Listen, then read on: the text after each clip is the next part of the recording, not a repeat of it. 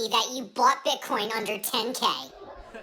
What's going on, guys? It's K-Dub here with another episode of CryptoZombie. Welcome back to the channel. Hope you're having an awesome day today. Bitcoin, cryptocurrencies having a beautiful day today. Ethereum up over 7%. Ethereum broke into some key territory yesterday. Lots of excitement. Today is the day, guys. We spoke about this yesterday. We are looking for the monthly close at the end of today. If we can close Bitcoin's price today above $10,750, then that would mark the second largest Bitcoin candle in history, except for the all-time high that we had in December of 2017. This would be an absolutely historical day. This would set the precedent for potentially the next few months to even year of Bitcoin's price action. So before we get too excited, we do need to keep our cool. We still have until the end of the day to see how that turns out. Now, where could Bitcoin price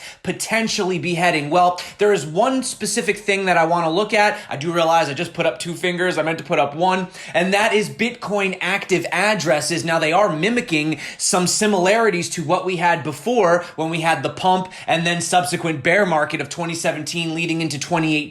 So I want to talk about what that means specifically today. You can see Bitcoin is putting in a sort of double bottom, trying to push up on that resistance yet again. However, there is one thing we might need to be concerned about, and that is the fact that literally one day before the close of the month, we have seen massive whale deposits of Bitcoin onto the exchanges. Why would whales be depositing Bitcoin onto the exchange if they weren't looking to sell? We're going to analyze that. We're going to see if that's something that we should probably be worried about. Also want to talk about the fact that we do have stimulus checks. They're basically saying that it could be higher than $1,200 this time around, but unfortunately this is happening during the US GDP's worst quarter in history. But on the brighter side, we did have Joe Rogan's podcast, episode 1515, where he actually came out and said, quote, "I love Bitcoin." So lots of news to talk about today. We're going to get into all that if that sounds good to you. Also, don't forget today we are going to have, looks like the event is live right now. So the Digitex Futures event is actually live right now. I will be on this event today. They're having me on as a special guest. That'll be around 12 p.m. Eastern, or 12 noon Eastern time. So turn on notifications for my updates in YouTube for the you know how they have the stream where you can have the sort of community engagement comments and stuff like that? If you don't have that turned on, well, just check it out or follow me on Twitter at the CryptoZombie. But let's move on. Today's a big day for Bitcoin and cryptocurrencies. If you're not subscribed, consider it, because this is just the beginning, my friends. Having a look at Bitcoin, well, you are noticing that we're starting to put in a little bit of short-term resistance right here. In order to break above that top, we need to get above $11,310 in the short term. Now, interestingly enough, I've pointed out we've had this sort of resistance. Now, I'm not counting this area right here. This is when we sort of had, that crazy blow off top to, up to 14K. But essentially right here, we had this resistance once, twice, three times. You can see it by the green line right there. And currently Bitcoin is sitting right at that level again. Now, if we can't break above this, we might potentially come down to this support right here. But as I did mention earlier, we need to close above that $10,750 level by the end of today to put in a massive monthly green candle for Bitcoin. Can you guys, can you tell I'm excited? Can you guys tell I'm excited? I really, really hope this doesn't end in disappointment today, my friends, because we still do have the infamous CME futures gap. Will we close the gap? Well, look, we could potentially even close out the month bullish and then fall down to fill the gap, right? But the thing is look, if we do close this gap, if we do close this month, above this $10,750 level, that does not mean that Bitcoin can't have a slight pullback, okay? But what it does mean is that we have confirmed a higher high on the monthly chart, on the macro chart, and basically that would put something like this, if we take from the top to the next point to here, right now we're putting in essentially, a bit of a curve. And that is showing that Bitcoin's price, as far as the peaks, are starting to move upwards. But I just want to be clear on that. It doesn't mean like, oh, we close out today, bullish candle, then we just go straight to the moon. We can still have a dip, but on the macro, that confirms the trend. And congratulations to all the hodlers, right? So I want to talk about what Ethereum Jack pointed. It used to be Bitcoin Jack. I guess he's now about Ethereum. He says Bitcoin has given the cleanest breakout retest setup I have seen in a very long time, while each corrective wave since 4K has been vertical reaccumulation. This has all characteristics for a strongly extended fifth. Aside from Bitcoin generally loving extended fifths, he says Bitcoin will hit $17,000 by September, or maybe even a bit earlier. Having a look right here, we do have that potential retest zone of the $10,500 level. In my opinion, I do not think Bitcoin will go lower than $10,500 for more than a day or two. We may dip down, we may have a quick fill of the CME futures gap, bounce back up, or we may not fill the gap and we may just come down here and dance around before having a retest. There might be a couple fake outs. I'm sure some people are going to probably sell, but personally, I think that the trend is your friend until the end. And even if we were to come down to these levels, we are still putting in a macro uptrend, okay? Having a look over here, pointing out what Socrates said. Now, you might be familiar with him. He's a frequent guest over on Tone Vay's channel. He has a bull flag target. You could see right here, if we take from the bottom of the solid candle open up to the top of the recent formation of the flag to the breakout, you have a target of $14,000. Now, even if we're not just looking at that one, he also mentions that the EMA SAR target is still 11,700, and his ultimate buy zone is between 9,800 and 10,300. So question is, are you waiting to buy the dip? Are we going to get that dip? Well, we might get the dip, but lots of people say they're going to buy the dip, then the price dips, then they freak out, they don't buy, right?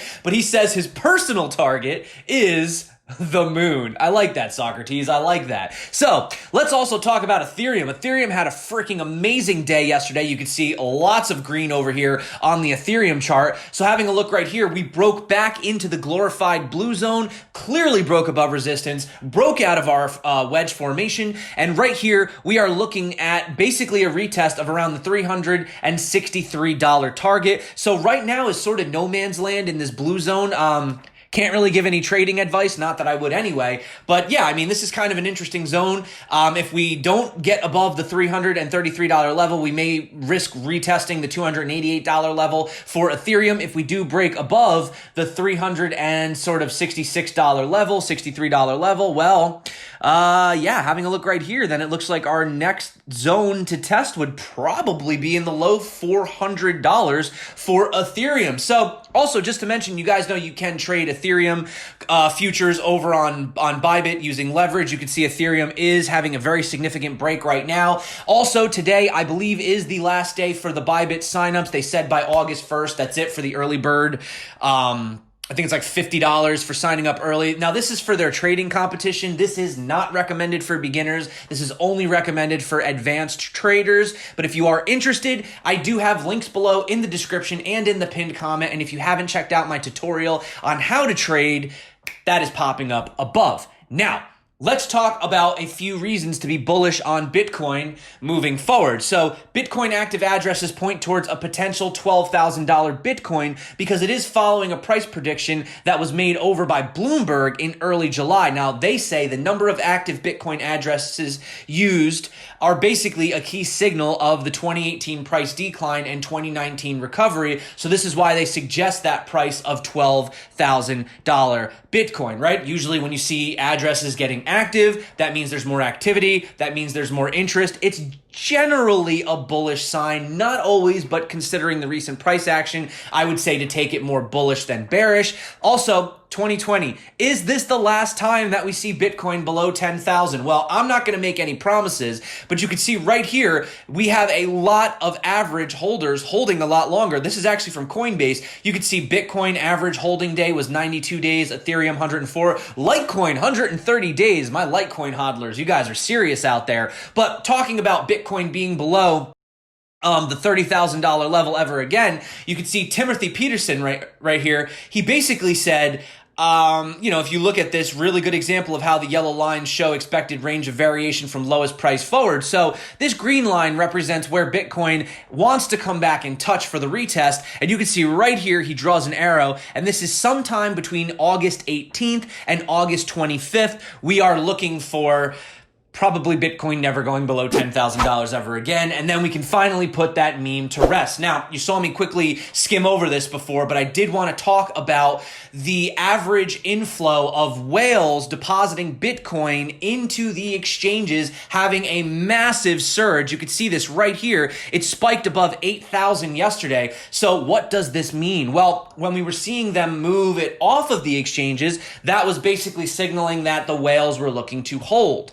Now that we're seeing Bitcoin flow into the exchanges, does this mean that the whales are looking to sell? Well, here's something on the bright side. We've actually also seen a massive inflow of stable coins as well. So, like Key Young Jew says, he says whales are sending Bitcoin to exchanges. However, stablecoin whales are also sending stablecoins to exchanges as well. This week will be a battle between stable and Bitcoin exchange inflows. These inflows indicate potential buy and sell pressure. However, based on the data from Crypto Quant, he says, I think stablecoin inflows will eventually win. Stablecoin exchange flow charts will be available on your website in August. This is just a promotion for their website. But ultimately, it looks like the stablecoins might actually outpace the Bitcoin. Now, the question is, are these being minted to sell the Bitcoin to buy into the stablecoins? Or do you think that they're looking to buy the Bitcoin with the stablecoins? Your guess is as good as mine, but that is the situation. So take it with a grain of salt. It does look like there might be some selling pressure, but the fact that we have seen the Tether Treasury minting so much Tether recently, it was like, what was it? A few million, right? 200 million Tether was minted the other day. That could signal that they're also looking to potentially buy Bitcoin or maybe some altcoins as well. We are seeing some altcoins start to gain a lot of traction again. So just wanted to point that out. But let's talk about who is buying Bitcoin and how frequently are they buying it. Well, a new study from Cornerstone Advisors concludes that 15% of American adults now own Bitcoin or other altcoins. I think that's still a little bit high. I don't think 15% of all U.S. adults own Bitcoin, but maybe this was just from the study that they took. With half of the first cryptocurrency investors coming only in the first 6 months of 2020, new investors on average obtained about $67 billion worth of Bitcoin and cryptocurrencies in just 2020 alone. And we're not even done. With the average person holding about 4,000 Bitcoin, you can see right here, percentages of consumers holding cryptocurrencies. Looks like US is around 15%. We're being actually beat out by South Africa, Argentina, Colombia, Brazil, and Turkey. Well, would you look at that? All the countries that are experiencing hyperinflation. What a surprise. Not. Anyway, the top demographic is high-income, well-educated men in USA. Nearly 8 in 10 of 2020 crypto buyers were men with an average annual income of $130,000. 4 in 10 have master's degrees or higher, and 70% have a bachelor's degree or higher. Next are millennials between ages 25 and 40 and Gen Xers. The two grounds comprised over 57%, with Gen Xers with 30% of that. So that is very, very interesting, guys. But I think ultimately the key takeaway is that the demand for crypto is on the rise. Now, let's talk about some altcoin news super quick. So we did have the Elrond network having a successful launch of their mainnet with 1,500 nodes in 29 countries, 50 shards, and they were able to do 260,000 transactions per second. Now, keep in mind, we do need to see how this plays out on the mainnet. Lots of projects claim millions of transactions per second, but we have to see how that stress actually translates on the mainnet when you do have dApps running, transactions happening, right? But an estimated 40,000 users have already signed up for their new DeFi app, which is called MyAir, which They're really going with that Lord of the Rings theme, huh? Which is basically integrated into DeFi protocols with a wallet, staking, and lending features. Users can sign up with their mobile number, and you can provide security by nominating, you guessed it, guardians. Also, to mention, as a part of the transition, Elrond said the total token supply has been drastically reduced from 20 billion to just 20 million. Rather than burning tokens, they have created a swap from their testnet ERD tokens into just one token on the mainnet called Elrond Gold. No, there are not two tokens. They're just converting it into the token. But that is very interesting. And having a look, you would expect there to be a bit of a sell-off, right? You have the run up here, buy the rumor, sell the news. Well, was it a sell the news event for Elrond? Well, it did peak here and have a fall of about 20%. It has had a slight recovery, but having a look at the Elrond chart, it does look like after having this breakout of the flag, we've sort of started to put in a bit of a, almost like a bear flag here, right? So we could bounce around in this area a little bit longer and, looking for the eventual breakout to the top. And then obviously you would take the flagpole and you would put that for the breakout. Now, I don't actually know where we're going to be looking for the break, but, assuming that it happens maybe potentially within the next week or so. Let's say it happens down here. Let's say it happens in August 10th or something like that. You're still looking for a price breakout to about the 3.5 cent range for Elrond. But talking about one altcoin that had a crazy ride is Ampleforth. What the heck happened with this chart? So Ampleforth had an insane rush from the bottom here. At around 81 cents, we had a 400% increase up to about $4.07. And then it recently just had a crash from top to bottom, 85%. Wow. So is anyone out there holding Ampleforth? What do you think happened with it? And I guess the biggest question of all is, should I buy the dip? Do you guys think it's a good opportunity to get into Ampleforth right now? Because my goodness, this could either be an absolute travesty or a potential opportunity of a lifetime. Let me know what you guys think. I did cover Ampleforth on my channel last year. We had an interview with the team. Hadn't really paid too much attention to it lately. It really just kind of took off recently with the DeFi craze. But wow, that has been a wild and crazy ride. Let me know if you're one of the few who've been involved in this insane roller coaster that has been Ampleforth. Now, let's talk about some sort of geopolitical things, and then let's get on out of here. Oh, we still got to talk about the Joe Rogan news. But we have the GDP suffering the worst ever quarterly drop per data released by the U.S. Bureau of Economic Analysis in Q2. U.S. GDP dropped almost 33% on annualized basis. While Bitcoin has obviously been surging, the BEA blamed this drop on the pandemic, and they basically said that this is the largest quarterly drop since 1947. Wow. So at the same time, we do have President Donald Trump suggesting this week the next coronavirus release package. Damn it, I said it. I'm going to bleep it out. I'm going to actually jot down to bleep that out. I do not want to get this video demonetized. They're really weird about when you say that word in videos. So anyway, they are basically looking for another stimulus. Now they're saying it's going to be over potentially $1,200. He says, I'd like to see it be very high because I love the people. I want the people to get it. So there you go. Now, talking about episode 1515 of the Joe Rogan Experience, he did have Cash App, they are sponsors of his channel, right? They do ads. That's Jack Dorsey from Twitter's company. They do a lot of buying and selling Bitcoin on it. So he was giving the ad. He was talking about the ad, saying you probably already know that Cash App is the easiest way for you to send money. By the way, I'm not going to play the clip because I don't want to get hit with copyright. So I'm just going to read the quote here. But he basically says, with the Cash App, you can automatically purchase Bitcoin daily, weekly, or even bi-weekly. This is known as stacking sats. Sats is short for Satoshi, the legendary person who created Bitcoin. I don't even know if that's their real name. It's one of those weird things where the internet has always tried to figure out who it is. But Bitcoin, what it is for sure, is a transformational digital currency that acts as a decentralized peer-to-peer payment network powered by its users with no central authority. Quote, I love it. I wish it was the way we exchanged currency, and maybe it will be in the future. And on that note, my friends, this is where I end today's video. Very exciting days for cryptocurrency. Like I said, if we do have that daily close, the candle above that critical level, it does not mean that Bitcoin can't have a retracement, but what it does mean is that we have absolutely 100% signaled a reversal in the macro Bitcoin price, and the trend is your friend until the end. So there will be some dips along the way, but I definitely think that it would mark the beginning of a massive journey to the moon for Bitcoin. Hope to see you there. Hope to see you at the Digitex Live event that's going on today. And yeah, that's basically it for me today, guys. Thank you so much for coming back to the channel. I freaking love you guys. You rock. You keep me going. You kept me going through the bear market. You're going to keep me going through the bull market. And hopefully you guys enjoy my content as well. So it's a two-way street here. It's mutual. Join the free Telegram group if you haven't. Check out the links below. Today is the last day for the Bybit World Series of Trading competition. And that's it. Thanks again. You guys rock. My name's K-Dub. This is CryptoZombie. Until next time, stay crypto. And of course, peace out.